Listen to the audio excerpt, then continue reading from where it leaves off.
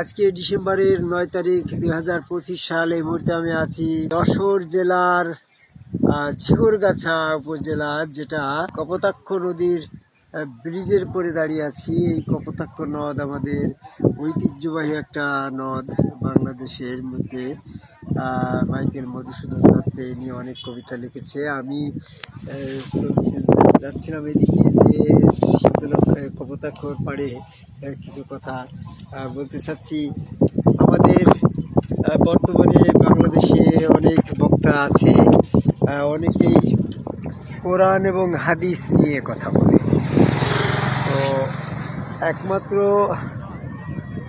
হাসিবুল চিশতি শুধু কোরআন নিয়েই কথা বলে, হাদিস নিয়ে কোনো কথা বলে না। এর কারণটা কি? কারণটা হচ্ছে এই কোরআনটা নির্ভুল, কিন্তু হাদিসটা যে নির্ভুল এটার কোনো সত্যতা পাওয়া যাচ্ছে না। কোরআনটা নির্ভুল আর হাদিসটা নির্ভুল নয়, এর মাঝে ডিফারেন্সিটা কোথায়?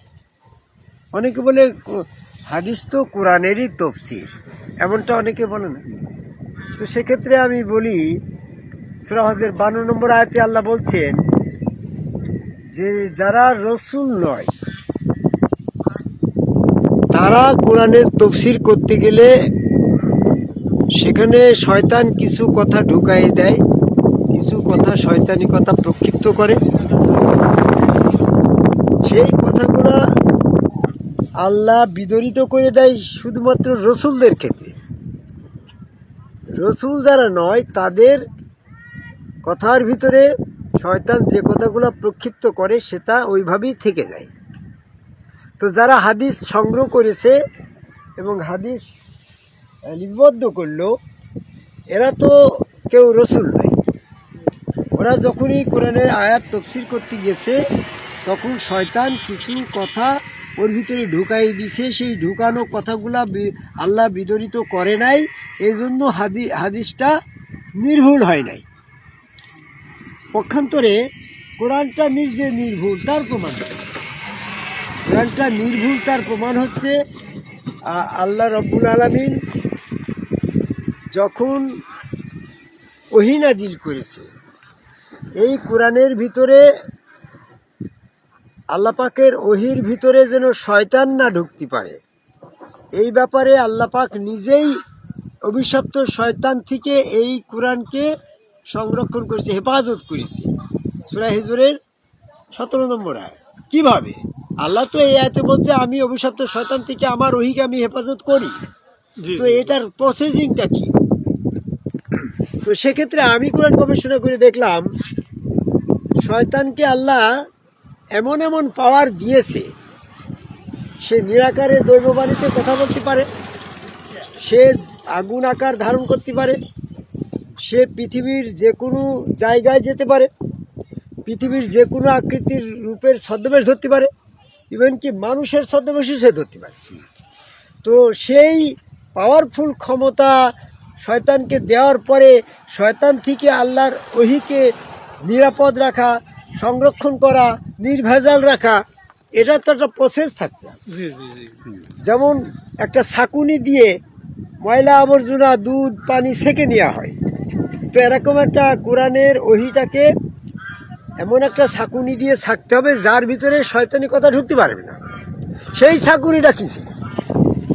সেটা হাদিসের ক্ষেত্রে ছিল না, কিন্তু কোরআনের ক্ষেত্রে, ওহী নাজিলের ক্ষেত্রে আসে। এই ব্যাপারে আমি কোরআন গবেষণা করে দেখলাম আল্লাহ রাব্বুল আলামিন যখন মুহাম্মদ সাল্লাল্লাহু আলাইহি ওয়াসাল্লামের কাছে জিবরাইলের মাধ্যমে ওহী দিতে চাইল, তখন আল্লাহ রাব্বুল আলামিন জিবরাইলকে মানব আকৃতিতে পাঠাইল। সূরা আনামের 9 নম্বর আয়াত। এতে বলা হয়েছে আল্লাহ যখন কোনো ফেরেশতাকে রসুল করে পাঠায় জমিনে, তখন তাকে মানব আকৃতিতেই পাঠায়। তো মানব আকৃতি ধারণ করে জিবরাইল ফেরেশতা যদি মুহাম্মদ সাল্লাল্লাহু আলাইহি ওয়াসাল্লামের কাছে ওহী দিয়ে যায়, পরবর্তী দিন ইবলিস মানব আকৃতি ধারণ করে জিবরাইলের পরিচয় দিয়ে মুহাম্মদের কাছে শয়তানিক ওহী ঢুকিয়ে দিতে পারে, শয়তানিক কথা ঢুকিয়ে দিতে পারে কোরআনের ভিতরে।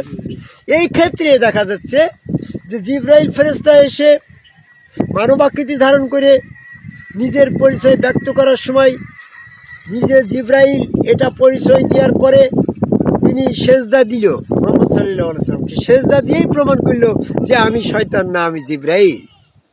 ওই তখন জিবরাইল ফেরেশতার কাছ থেকে ওহী নেওয়া হয়েছিল, সেই ওহীটা আর শয়তানের ওহী না। যদি সেখানে শয়তান জিবরাইলের পরিচয় দিয়ে পরক্ষণে নবীজির কাছে যেয়ে ওহী সম্পর্কে বিভ্রান্ত করতে যায়, আল্লাহ সম্পর্কে বিভ্রান্ত করতে যায়, কোরআনের ভিতরে শয়তানি কথা প্রক্ষিপ্ত করতে যায়, তখন তো তাকে জিবরাইল এর পরিচয় দিয়ে যে তো মুহাম্মদ সাল্লাল্লাহু আলাইহি ওয়াসাল্লামের কাছে দাঁড়াতে হবে মানবরূপে, মানবরূপে দাঁড়িয়ে তো তাকে সেজদা দিতে হবে। জিবরাইল হলে তো সেজদা দিবে। নবী মুহাম্মদ সাল্লাল্লাহু আলাইহি ওয়াসাল্লাম তখন একটা বিষয়ের পরে পরিচয় শনাক্ত করলো, যদি সে জিবরাইল হয় তাহলে সে সেজদা দিবে। কারণ ফেরেশতা তো জিবরাইল, ওই জিবরাইল ফেরেশতা তো আদম আলাইহিস সালামকে সেজদা দিয়েছে, তার আয়াত আসছে। ওই জিবরাইল ফেরেশতা যখন নবী মুহাম্মদ সাল্লাল্লাহু আলাইহি ওয়াসাল্লামের কাছে এসেছে তখন অবশ্যই সেখানে সেজদা দিয়েছে। যদি সেখানে সেজদা না দিয়ে থাকে, মৌখিকভাবে ওহী দেয়, তাহলে দুইটা সমস্যা। একটা সমস্যা, জিবরাইলের পরিচয় দিয়ে শয়তান এসে ওহী ঢুকাই দিতে পারে। দ্বিতীয় সমস্যা, জিবরাইল যদি মুহাম্মদ সাল্লাল্লাহু আলাইহি ওয়াসাল্লামের কাছে সেজদা দিতে লজ্জাবোধ করে বা গাফিলতি করে, তাহলে পারে জিবরাইল ফেরেশতা আদম আলাইহিস সালামের কাছে ছিল সেজদার যোগ্য, এটা প্রমাণ হয়। আর মুহাম্মদ সাল্লাল্লাহু আলাইহি ওয়াসাল্লাম সেজদার অযোগ্য, এটা প্রমাণ হয়। কিংবা মুহাম্মদ সাল্লাল্লাহু আলাইহি ওয়াসাল্লামের কাছে সেজদা না দিয়ে তিনি বেয়াদবি করেছে, এটা প্রমাণ হয়।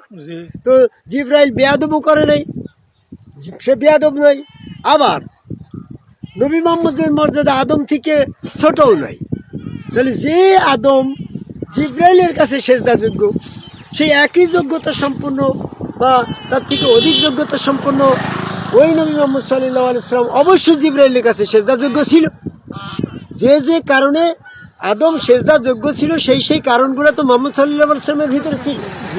এক নম্বর যোগ্য ছিল আল্লাহর নিজ আকৃতিতে মানুষ তৈরি, আদম আল্লাহর নিজ আকৃতিতে তৈরি, আদমের ভিতরে আল্লাহ পাকের রূহ, এবং আদমকে সেজদার হুকুমটা তো আল্লাহ দিছে, খেলাফত দিছে। এই জন্য ওই যোগ্যতাগুলো আদম আলাইহিস সালামের যেমন ছিল, ওই যোগ্যতাগুলো মুহাম্মদ সাল্লাল্লাহু আলাইহি ওয়াসাল্লামের ভিতরেও ছিল। সেই যোগ্যতার কারণে জিবরাইল ফেরেশতা হিরা গুহায় এসে নবী মুহাম্মদ সাল্লাল্লাহু আলাইহি ওয়াসাল্লামের কাছে মানব রূপ ধারণ করে যখন সেজদা দিল, তখনই নিশ্চিত হলো যে এ শয়তান না, এ জিবরাইল। পরবর্তীতে যত ওহী এসেছে, জিবরাইল আলাইহিস সালাম মানব রূপ ধারণ করে নবী মুহাম্মদ সাল্লাল্লাহু আলাইহি ওয়াসাল্লামের কাছে সেজদা দিয়ে ওহী দিয়েছে, যার কারণে ইবলিসের কথা কোরআনের ভিতরে ঢোকে নাই। কারণ ইবলিস নবী মুহাম্মদ সাল্লাল্লাহু আলাইহি ওয়াসাল্লামকে সেজদাও দিতে পারে নাই, কোরআনের ভিতরে ওহী হিসাবে শয়তানি কথাও ঢুকাতে পারে নাই। এই জন্য ওই আদম কাবাই আল্লাহকে সেজদার ছাকুনি দিয়ে ওহীকে ছেঁকে নেওয়া হয়েছে, তাই এই ওহী নির্ভেজাল, এই কোরআন এই জন্য নির্ভুল। কিন্তু হাদিস সংগ্রহ করার সময় তো এমনটা সেজদার অনুকরণ করা হয় নাই। এই জন্য যদি আজকে আমাদের নির্ভেজাল জ্ঞান অর্জন করতে হয়, শয়তান থেকে, শয়তানি জ্ঞান থেকে মস্তিষ্ক পবিত্র করতে হয়, নির্ভেজাল করতে হয়, তাহলে আদম কাবাই আল্লাহকে সেজদার মাধ্যমে আসতে হবে।